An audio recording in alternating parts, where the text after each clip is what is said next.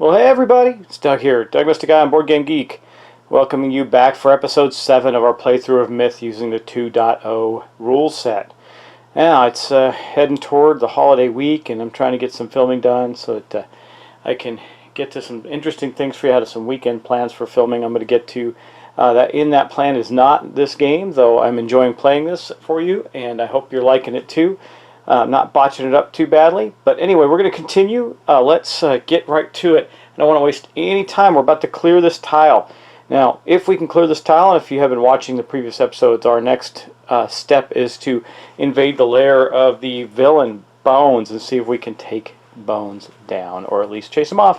One or the other. We're going to try and do that. But let's just start taking our actions immediately and get that going. For the record, I just wanted to point out that last episode, when I did the card refresh phase, I did not reduce the soldier's threat by 2. I did. It was at 9, so it's at 7 now.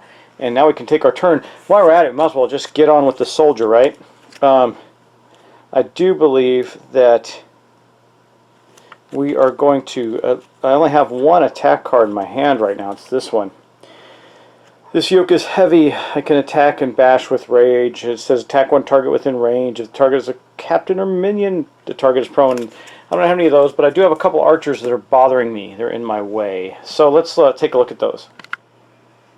Okay, so I think that we're going to take a normal move action, and our soldier is going to step here. And for a second non-combat action, going to pick up this treasure. Trying to get them all cleared off the board before we have to clear the tile. If we can pick them all up, I really don't clear. I do want to clear the tile because I want the merchant to come.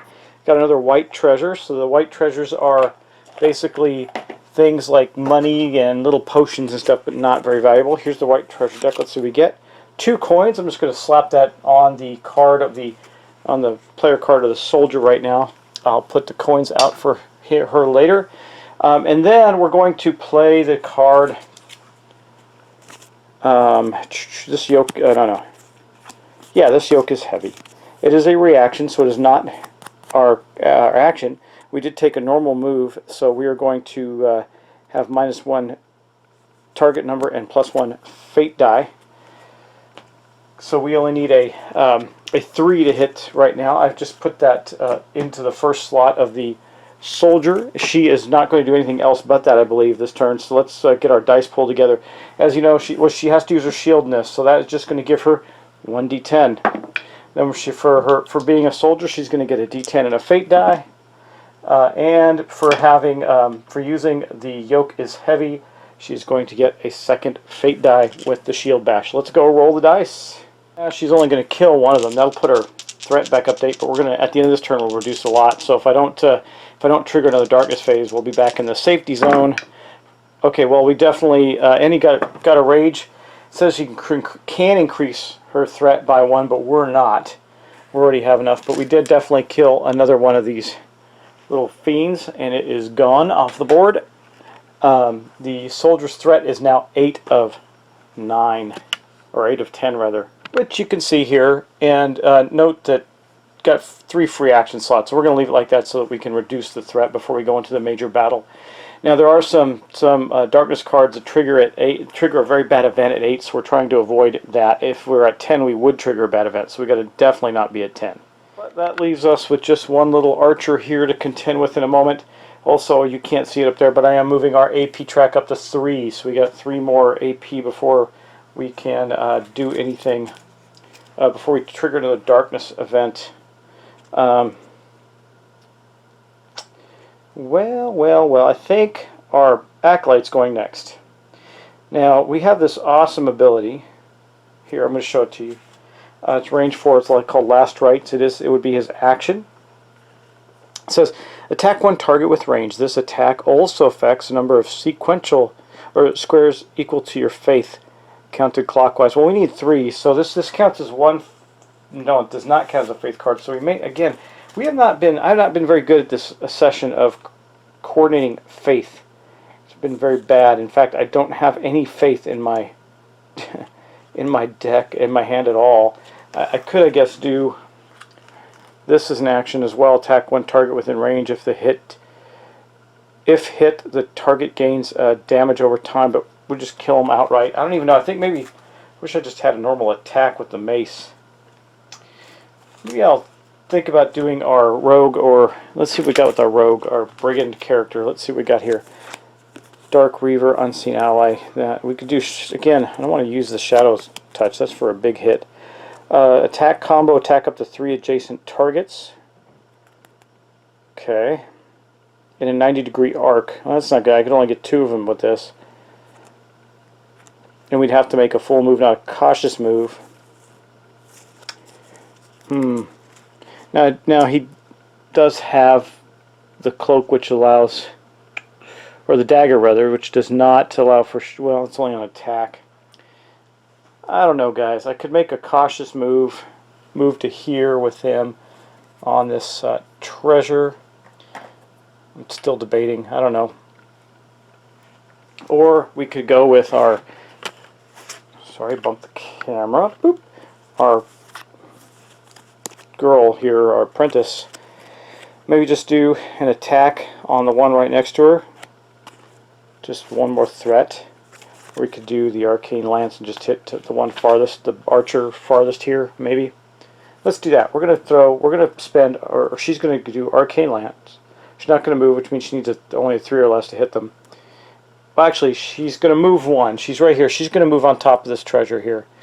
And for her second action, for a normal move, not a cautious move, she's going to pick up that treasure. Let's see, can she do a normal move? Yes, but it's going to be +1 TN instead of -1, so she'll need a 5 to hit, but she'll get that treasure. Anyway, I'm going to put this in her slot because we're definitely going to do it, and that's going to leave her with 1 open action slot. And then we're going to get to draw another treasure token. So far we've been unlucky with white. Let's see if we can get... Oh man, I got the blue one, guys! Ho-ho! That is awesome. That's the one blue one in our cup. That means we are getting a really powerful item right now from that pickup. I'm surprised one of these little skeletons had such a powerful item in hand. Anyway, let's do that. Okay, let's shuffle. Oh, wait. You know what? She could have drawn 2. Well, hold on. Let's look at this. Each time you pick up a treasure, draw 2 treasure tokens and choose. Well, you know what? She's not going to bother with that because she got the blue one, and that's the best one. So we're just going to shuffle up the blue deck here. And let's see what we get. Hopefully something good that one of them can use. Boom. What do we get? The Eldritch Picks. Attack +3. Fate dice. Okay. This goes in the ring slot. Oh man, the brigand already has something in the ring slot. -3 TN for non-combat actions, +2 D10 to non-combat actions. You may pick up treasure in your square without spending a movement point. Well, it's definitely a good item. Well, yeah, I'll take it. I'm not going to say, oh, that bites. But he is going to, that is currently in the apprentice's stuff. We're going to have to get that to the brigand. We can transfer it when we go to the next tile. And then the apprentice gets to do the arcane lance, where she is going to use her enchanted twig. I believe that's what she can use. It says arcane attack focus.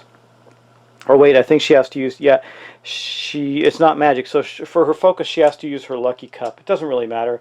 Kind of does the same. The lucky cup and the twig do the same thing. So for her class, just being who she is, she's going to get the fate dice and the D10. Okay, and for the lucky cup we're going to get a D10. And for her ring of kings we're going to get a fate die. That's it. Okay, so this is the stuff that we're going to have for this attack. Let's go roll it. She also has a robes, by the way, just to point this out to you, but it requires a melee attack that would have given her a +1 target number versus melee. She doesn't have that. Boom. Okay, that's against her, actually. So let's roll the dice. So we get, oh, she missed, but we rolled her symbol. What does that do for her? I don't think it does much of anything. It just reduces her threat. But she utterly missed her target with a 2 and a 1. Well, that kind of sucked. In addition to that, we're going to have to increase the darkness track by 1 more, and that is basically, she's not going to take any more actions. She wants to reduce her threat some more. So let me think about the Brigand now. We got the Brigand and the Acolyte still to go. Okay, well the Brigand, I think, is just going to take a non-combat action to trade Eldric's picks with the Apprentice, and we'll give the Apprentice the mythical cloak. Now she's got her ring on right now, and she might keep that, but we'll give it to her for inventory anyway. We'll just do a trade. That will put the this item in the ring slot, and that will allow the Brigand to use that. That's pretty effective. So anyway, that's where we're at right now. Let's continue on. I think that, and that's it. That's all the Brigand's going to do, because if she does any more than that, she'll come out of shadows. Yeah. Okay. Well, let's move on. Okay, for the Acolyte, I think he's just going to drop this Consuming Fire, and we're going to hit one target only, but it's going to be this one here. And for that, he's going to be using his Warren Prayer Book, which is going to give him a D10 and a Fate die, right? Yeah. So just a D10. Sorry, D10. And then we're going to get a D10 and a Fate die for his class, and that's what he's going to roll for that. Okay, let's see what we get. A 1 and a 2. We got his candle. Not that it matters much. So he gets to reduce his threat down from 0 to 0, and he completely missed. So we are whiffing it this turn 2 times in a row. Left all our enemies on the board, and our threat track actually goes up to 5. So we're going to trigger a darkness event next turn, even though we didn't manage to kill anybody. We're just dragging this on out to make it more interesting, right? Or less interesting. I'm not sure which. But anyway, that's everybody's. We're not going to do anything more. That's everybody's action. Well, I guess that was an action, so I can't really play another one like that. That kind of bites. Okay, well, that's where we're at. So that's going to end the phase. We did not trigger a darkness cycle. We're going to go to the card refresh phase now. Okay, well, our Brigand still has no threat whatsoever. We're still going to keep the Shadow's Touch. Boom. We're going to discard these other cards. I think we have just 4 left. 1, 2, 3, 4. I have 5 cards in his draw pile left. So we got Like the Reed in the Wind, the Fool's Gambit, Shadow Touch again, and Bloodletting. Those are his 4 cards. He's got no threat, so he is done. For our Apprentice, we have 1 open slot, so we're going to reduce her threat again by 1. We're going to then discard this. Let's see what else we're going to keep. We're probably going to keep, I think we're going to keep Leech again, just because we may need it. And then we're going to draw 4 more cards. 1, 2, 3, 4. And we get Hero's Edge, Chaotic Overflow, Attack, and Breath of Heroes. Not so great. And then let's move on to the Acolyte. Being that the Acolyte totally missed, we don't have to worry about threat. I do believe we're going to keep. We'll keep Last Rites. Last Rites is pretty powerful. We'll discard the rest. Then we'll take 4 more. There's 3 and 4. We got a Hustle, Stand Fast, Last Rites again, and Blood of an Overcomer. Okay, and then we got our soldier. We got 1, 2, 3. So we're going to reduce threat 1, 2, 3. This card is going to go away. Let's see what we're going to keep. We're going to keep. I think we'll keep Sprint, just so we can get across the field fast and end the turn. Okay, let's draw 4 more cards for our soldier. Sorry for the interruptions. I'm having child interruptions again. I have those every once in a while when I'm doing my filming. People don't want to be respectful of our space and time. But anyway, we got Blade Dance, Your Mother's a Crawler, Riding the Edge, and Hidden Blade. Great cards if I had a lot of guys to fight. But you know what is cool? When we do clear this, if we ever get to clear this thing with some of these attacks, I think we probably, hopefully will next turn, and that merchant comes, we got lots of money, and that's going to be really helpful. So I hope we get a good merchant draw when we draw the merchant coming to the tile at the end of this, the tile when we clear it, which hopefully will be next turn. I thought it'd be this turn, but man, we just whiffed it so badly and just didn't have the right cards to get it done. We will next time. So anyway, we go into our refresh phase. We really don't have anything to do, but we do have to bump the darkness track. Oh, here we go. Okay, we are going to actually have to increase this by 1, which is going to trigger a darkness event. Bummer. What do we get? Let's see. We're going to activate. If the darkness activates in a refresh phase, then no interrupt cards can be played. Okay. I thought we just had one of these. I guess they were next to each other. No mini boss. Yeah, it's the same exact card. I'm looking at it. They're the same. So just Just one of those things. So we're going to just activate the minions on that. Not a big deal, really. I think we'll just do the one archer on the soldier right here. Just get that out of the way. Can't play reactions or I would have killed the thing. But anyway, let's roll the die. A 3, so that yeah, the Shambler missed our soldier. Now the Shamblers have a range of 2. So this one's going to have to go move 1 here to get a range of 2 on her. And then it's going to shoot. Okay, let's see. A 9. Got our apprentice gets hit an awful lot. Good thing she's protected. She has this each time an enemy. I mean, he would have well hit. The TN was increased by 2. Then he's 7, so it still would have hit. But she does get to ignore 1 damage here per hero cycle. Since that's the only one I think is attacking her. No, there might be another one. She's going to ignore that one anyway. Okay. Now we have this one here. It's a melee guy and it's closer to her, so proximity's first. Moving up to her here, and then is going to attack. Wait, I'm not even on the. Hold on. Sorry guys, the kid distractions messed me up. Okay, so this one is going to attack him, but this one is going to have to move and attack right there. I'll edit this so you don't have to watch the character sheet for too long. Okay, let's roll it. Another 9. Man, she's just destined to take damage. So she does take another point of damage. And then the last one we have is equidistant to these two, so it's going to attack our Acolyte, since Faith is the next priority of targeting. Let's roll that and see what we get. A 2 and misses. So the only one that ever hit is our hit with any effectiveness is our apprentice, who has multiple things up to protect herself, and it doesn't do her any good. Well, I guess she did get to not take 1 point of damage. Anyway, that is the darkness cycle that we just had. So we're at 6 right now. We're going to end up at none the next turn and move forward. Give us hopefully an opportunity to kill everything before another one comes up. And we are done. So we did have a darkness cycle during the refresh phase, but we don't have anything else to do after that. So we are good to go. That is the end of the round. Thanks for watching, guys. Pardon me for the distractions. As always, thanks for your subscriptions. I really do appreciate them, and your time watching, and your comments and feedback. It's awesome stuff. I'll talk to you next time, guys. I got Zombicide Black Plague in the mail today. I want to get that on the table as soon as possible. I'm trying to wrap this up for you, and I am enjoying it, but man, that's burning a proverbial hole in my pocket because I want to get on the table, so to speak. Anyway, I will talk to you soon, guys. Bye. Well, hey everybody, it's Doug here, Doug Mystic Guy on Board Game Geek, bringing you episode 7 of our playthrough of Myth 2.0 version, and we're still trying to clear a tile. It's been taking us just a little while, but we're getting there, and I think at the end of this tile we're going to have some cool stuff happen. So what we're going to do is I'm filming ahead, so I haven't been able to go back and edit and see if I made any particular errors. So we're just going to keep going, okay? And we're going to get started right away, I think, with our soldier. So let's have her do some cool stuff. Okay, so our soldier, who's down to a 4 or 5 threat, is going to do something that's going to bring the threat up again a little bit, just by 2.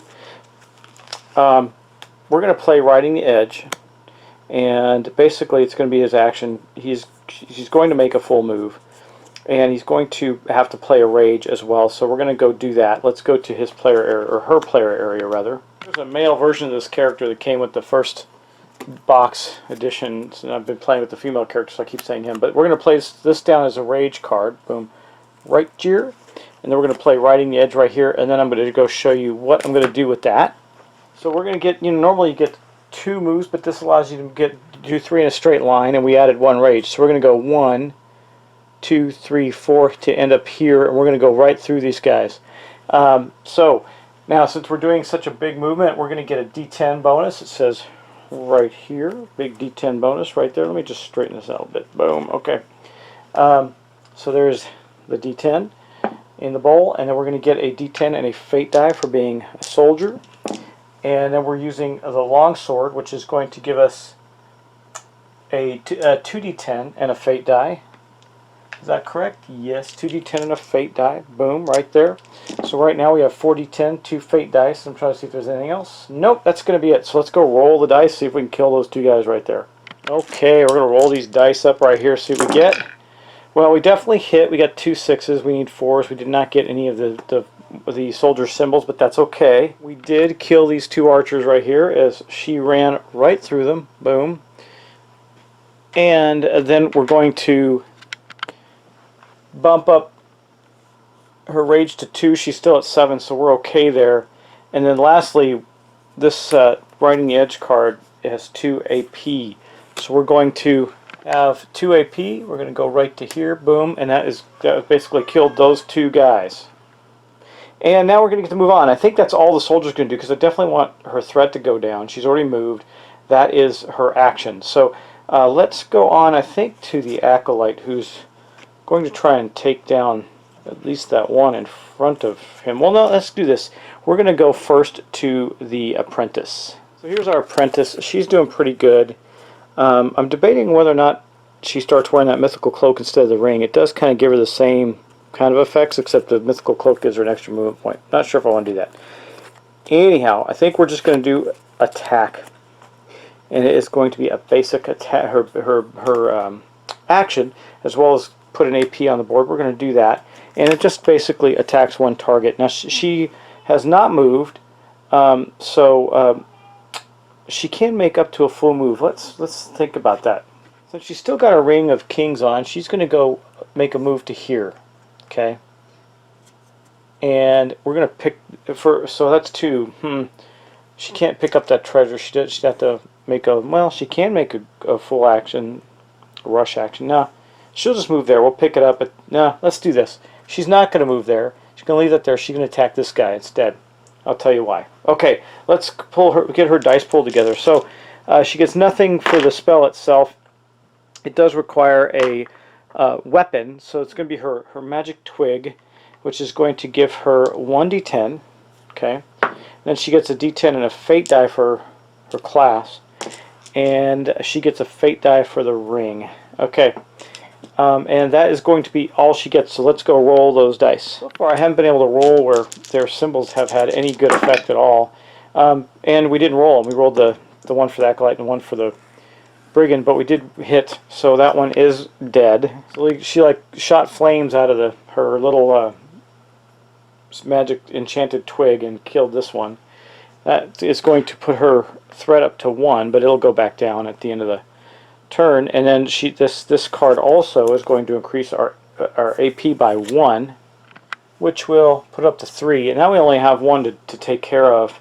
So I think the Brigand is going to do that, and let's talk about that. Okay, so the Brigand has a couple things we could do. I think, see, I hate doing that because that's 2 AP right there, but you would just about be sure to destroy it, and we have another Shadow's Touch, so I think we're going to do that anyway. I know it's going to put her up 2 AP, but we're going to have all the enemies off the board before we actually get to the to spawn another Darkness, and when we move to the new tile, it'll reset. So we're going to play that. It is her action, the Brigand's action. It does take 2 AP to do, and it's attack combo. So remember, we're going to get the combo bonus for being in shadows, which in this case is going to be +2 Fate dice. That helps because of the dagger that she'll be using. She might be able to stay in shadows. So we're going to play this down on her action slot, and we're going to gather up her dice. She is not moving at all, so that's going to give her a -2 TN. So she's going to need a 2 to kill the Shambler there. So very likely to do it. But there's 2, the D10 and the Fate die for her class. The dagger is 1 D10 and 2 Fate dice. Booyah. And then don't forget we get the combo for the Shadow Touch being in shadows, which is 2 more Fate dice. We're rolling a lot of Fate dice. And that will be it. And we get to see if she stays in shadows after that. So if she rolls one of her symbols, then her dagger will kick in and she'll be able to remain in shadows. I hope that's the case because I want her to go into the next title already in shadows. Anyway, let's roll all of our dice. Kapuya. Yes, I did get the symbol, but unbelievably missed. Oh, wait. I'm missing a D10, aren't I? Let me think about this. Well, no, I'm not actually. I just missed. But so the Shadow Touch failed. Unbelievable. I've never missed so much in this game ever. The Shadow Touch failed. Well, no, wait. I take it back. She didn't. She got +2 TN. or minus 2TN rather, for the card. So we only needed a 2. We actually did just hit, which is going to kill the last remaining skeleton, Shambler. Boom, and that is gone. That put the brigand's threat up to 1, and then puts the AP track up 2 more to 5. But we have cleared the tile. Now the Acolyte is just going to, I don't know, we're going to miss that last treasure, I think, because we're going to clear the tile. The Acolyte's actually going to do nothing. And then so we have cleared the tile. Let me think about that for a moment. I want to see if there's any way I can get that last treasure. So no, there's not. So we're just going to clear this treasure tile off, and that's going to give us a gold token. Get one out here. We'll just put the gold we're collecting from here right there. And then we look at the tile itself. It has 6 gold, so there's 6 gold right there. We're going to put that on a tile. And this is what happens when we clear it. So everybody, I'm going to reduce everybody's threat to 0, which you can do once you've cleared a tile as well. So we'll just, I won't show you all that, but I'll do it. We got the gold, so we resolve treasure and gold. We don't have a hoard roll, but we do have, if the tile is a merchant in the legend, the heroes resolve a merchant card. So that is what I've been kind of waiting to do. So we have these merchant cards here. And let's get them out. This is the merchant card deck. I'm going to give it a quick shuffle. Boom, boom, boom, boom, boom, boom. Let's see who we get. Tenbridge. This looks good. Looks like we got some blue stuff here. We can get a dagger, which we already have, a short sword, which we don't need, a dark crystal, which we'll probably want for 4, and a draw from the blue deck. That is awesome. I'm going to put that right here for the moment, because we're going to collect the money off of everybody's cards and pull it together. So here is one from the brigand. So there are 3 right there. We got 5. We have another 2 from the Acolyte. Okay, we got 5, 6, 7 from the soldier. Plus we have an additional 2 for this card right here, which I forgot to cash in. So we're going to do that now. We have a lot of money. And so we're going to take 2 more, getting those out of my little trays. There's a lot of 5s in there now. I guess I got a lot of the 1s out. So anyway, there we go. So I think so we know what we're going to spend. We're first going to draw from the blue deck. So I'm going to get the blue deck out, and we're going to draw from that immediately. Here it is. And this is going to be from our Tenbray guy. He's cool. I want this draw really bad, and then I'm going to try and get, if I can, I'm going to get the dark crystal for the apprentice, I believe it is. Okay, anyway. Okay, shuffling these up here. Let's see what we get. Destroy. What is that? I've never seen this one. But Destroyer's Band Brace. Let's take a look at that. What does it say? Attack +2 fate dice. Special +1 damage when attacking layers. If your attack action is successful, inflict 1 damage to any adjacent enemy. Well, yeah, we're buying this. It's going to cost 10. So let's do that. Here's the 10 right here. Boom, done. And we still have enough to buy the other item. I gotta remind myself, I haven't looked at this in a long time. Is this the only one? I think I can buy the other items as well. I'm gonna look and make sure. Anyway, we're gonna place this in the ring slot of the soldier right there. We're getting quite a good load of stuff as we head into deal with the major villain. And then we're gonna see, let me see if I can buy that the dark crystal. So actually, the dark crystal is an Acolyte's item, and we are going to buy it. It gives you a +2 to attack, +2 fate dice, and would replace the Worn Prayer Book here. And I think we're going to do that. It also says may move 1 card from your discard pile to the top of your draw pile, so you can cycle a card that you want badly. So I think we're going to take this out, put it here, and replace that. So now look, the Acolyte has all 3 green items. That is really, really good. And of course, all of our threat has been reduced to 0 as an action of clearing a tile. We still have a lot of money left. I'm going to pull that together. Okay, so we have cleared this. We got 1, 2, 3, 4, 5, 6, 7, 8, 9 gold still left to buy things with.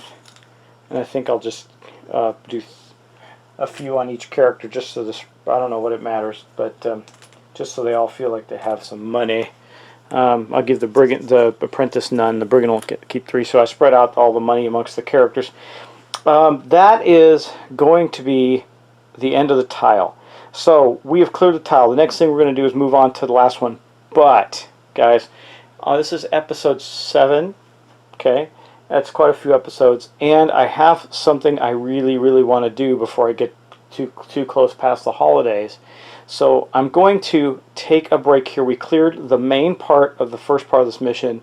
We have one big giant tile. It's going to be a long one to go. I think I'm going to break it into another series. We'll call it Myth Series 4.5, which will be the conclusion of this. And I'm going to do it probably immediately after the holidays, so I hate to leave you in a cliffhanger. But that's what I'm going to do. And when I come back, probably tomorrow, you'll know why. There's a couple reasons why. And I want to get to all this stuff before the end of the holidays break for myself, because I got a lot of time, a lot of awesome free time to do this for you, and I'm going to use some of that wisely. This has been a great session. You can see, man, I got cards all over the place. It's going to be a lot of fun cleaning it up. But I love Myth. This is a fun game. Man, we've got some great stuff, so I'm so super excited about getting to fight the big boss Bones and see how that turns out for us. In the meantime, though, we are definitely going to take a little mini break, and I hope you don't mind. I think it'll be worth it. All right, guys. We're going to finish, though. We're not quite done. Still do our card refresh phase, so Shadow Touch goes away. We get... we're going to get to draw... well, actually, moving to the new tile, what I'm going to do is probably reshuffle and redraw everything, except for I'm going to remember that the Brigand is in shadows. And so I'm going to stop right there. We don't need to do anything more, and there's nothing else to do to clean up. We have everything done that we need because we cleared that tile. And next time we're going to go into this big tile, which is this bad boy right here. We'll get that out and we'll continue to play. But anyway, guys, thanks so much for watching. I hope you're enjoying it. We're gonna continue for sure. I just have something I want to do in between, so we'll leave you in a bit of a cliffhanger, and we'll see if we can take down Bones with all this new gear we got. All right, guys, thanks so much. Talk to you soon.